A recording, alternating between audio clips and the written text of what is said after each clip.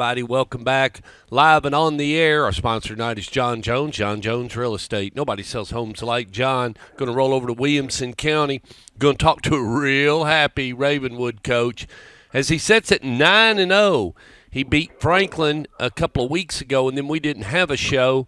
But his biggest win was this past Friday night as he knocked off Oakland. Went for two there at the end and came away with the win. But we bring live and on the air the head coach of the Ravenwood Raptors, head coach Will Hester. How you doing tonight, Coach? Doing good, Stork. How are you, man? Doing really good. Doing really good. Congrats on your win, and talk a little bit about the Oakland game. That's what everybody wants to hear. Yeah, I mean, it was a great high school football game against a really good team, obviously. They kind of jumped out on us early. Preparing for Kevin's wing tee is very difficult, and he does a good job preparing his kids and so has some really, really great players. So hard to simulate that in practice, so it took us a little while to catch up to their speed and kind of how they do things, and so they got out on us 14-0. We had a really good second quarter and cut the lead to 17-14 at the half. And then it was kind of just back and forth there in the second half. We went up in the third quarter, and they went back up, and then we tied it with a field goal with about 2 minutes to go in regulation. And when you got there at halftime, what did you tell your guys now that they realized they could get back into it and everything had kind of settled back down? What was the game plan then? Yeah, I mean, just, hey, we had proven that we can play with them. We know what the speed is. We kind of know what the rest of the game's going to be. Now it's just a regular old football game, and, we got 24 minutes left to go out and, probably win a game that a lot of people going into didn't think we had much of a chance to win. So, it kind of rallied the troops, if you will. Well, and that's a good road win, and that's what you've been talking about. It's about going on the road. You went on the road to Alcoa, and you come over here, and you and Kevin been trading this little series, and it's good for both ball clubs as you get ready for Brentwood here just real soon.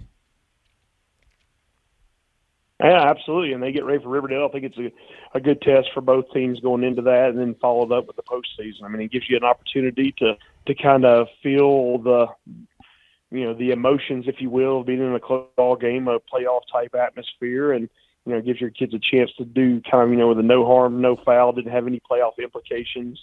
It was really just a kind of pride for type game, and the ones that we both have this week have a lot on the line. Absolutely, and you got to have the region game, and if you can beat Brentwood, then you're sitting in the catbird seat because you can control your destiny till round 4, Coach. Yeah, I mean, the winner of our region gets to host up to 3 playoff games if they keep winning, and so that would be a big key. Obviously playing at home is better than getting on that bus and going on the road, even though whoever comes out of this part of the bracket will have to travel for the semifinals to a Memphis school. Right. So that'll be the day after Thanksgiving, and that's always a special Friday, regardless. And you just hope to you can survive it, keep healthy, and keep winning, because that's the number one thing to do, isn't it, Coach?